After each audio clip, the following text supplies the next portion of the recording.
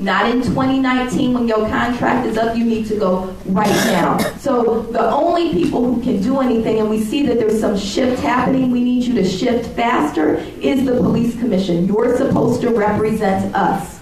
So we know you have the power to fire him.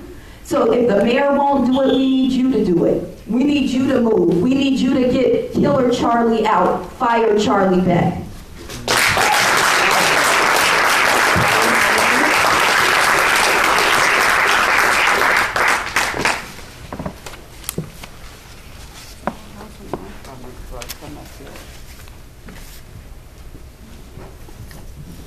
I concur with much of what my colleagues, in fact, with all of what my colleagues have said.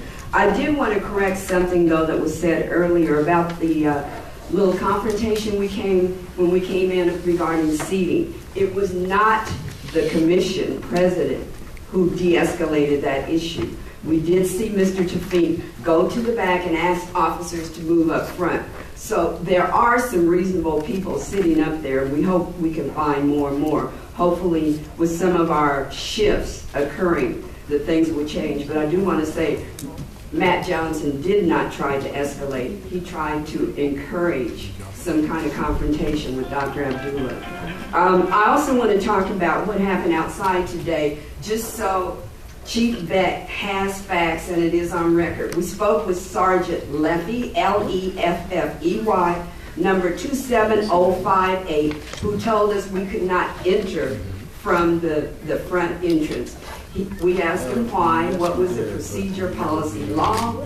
He said, as far as he knows, there is none, but he was told by his commanding officer not to let them in. His commanding officer is Captain Graham, and he is the Central Control Division. So I think these things need to be on record because they occur. Any day of the week, I can walk into this police department. On Tuesday, if I look like I'm an activist, or if I'm a person of color, or if I look like I'm part of the community, I cannot. I'm told to go a block and a half around and enter from the back. Again, these are the kind of characteristics that you, Chief, pass on down to the police officers who result in the questionable shootings. When people are told, just do what I say. When people are told there are no other alternatives. So I agree, Chief Beck, you need to go. Faster. No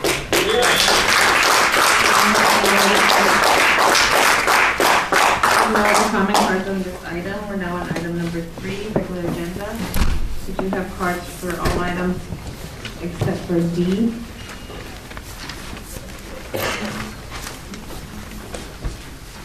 We're going to have so we'll just start with item 3A, please.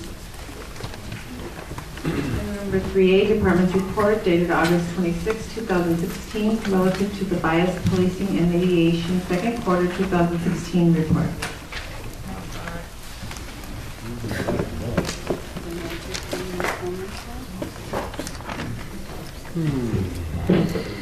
Good morning, Commissioners. Commander Stewart, Naval Commanding Officer of Internal Affairs Group. Good morning.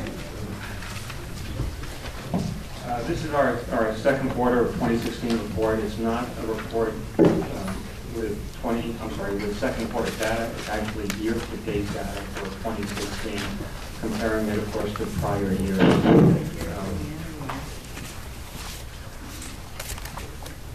Starting more or less at the beginning, when you look at the numbers of bias policing complaints so far this year and last year, you'll notice that 2015 and so far this year they look very much lower than previous years. 2015 has 211, and year-to-date 2016 97, which would project out to 194. But like what happens in 2014 and in prior years, this data is based upon complaint intake data. So complaints identified as bias policing complaints at the time of intake.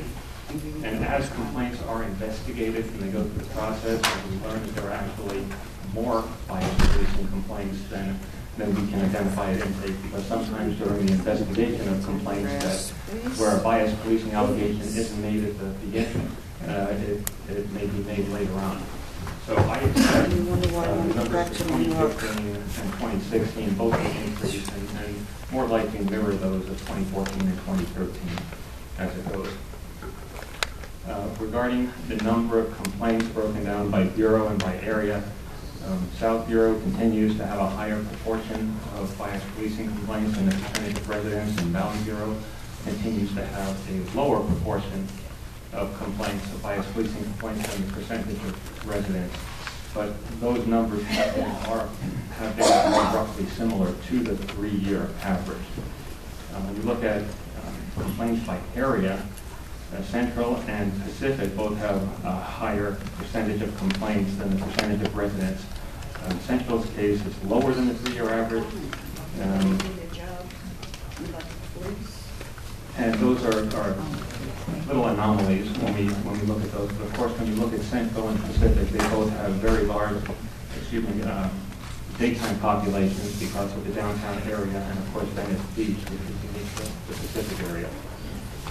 This quarter, 77 has a higher percentage, and actually a considerably higher percentage of complaints than the 3-year average. This quarter being 15.5, I'm sorry, for this half of the year, while the 3-year average is 4.7. And correspondingly, Southwest has a considerably lower percentage than the 3-year average.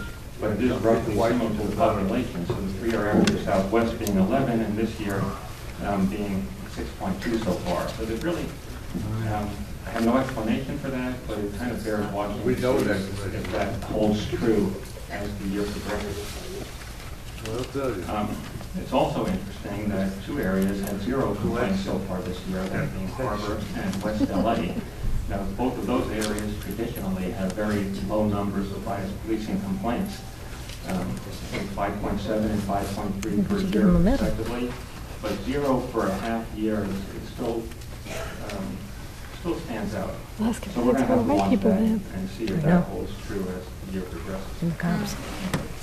Regarding accused employees by gender, ethnicity, reaching tenure, this year so far, actually females, the number of female accused officers has increased.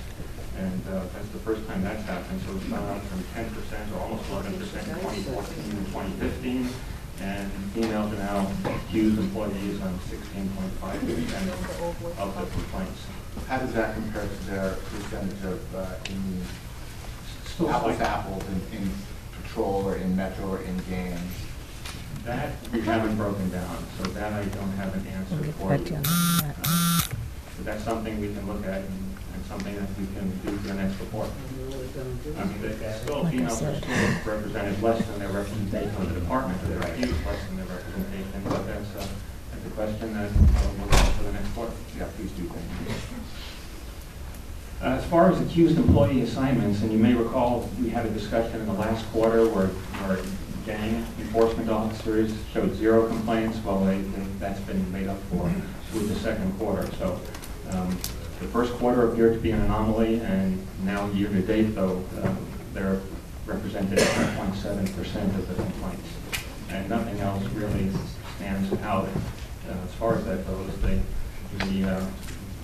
The most accused are patrol officers, and then after patrol officers, you have metro traffic enforcement and gang enforcement, because they're also overrepresented, and that's not really surprising because those employees engage in certainly the highest number of discretionary enforcement activities, and we don't expect them to be the highest represented as far as being accused employees.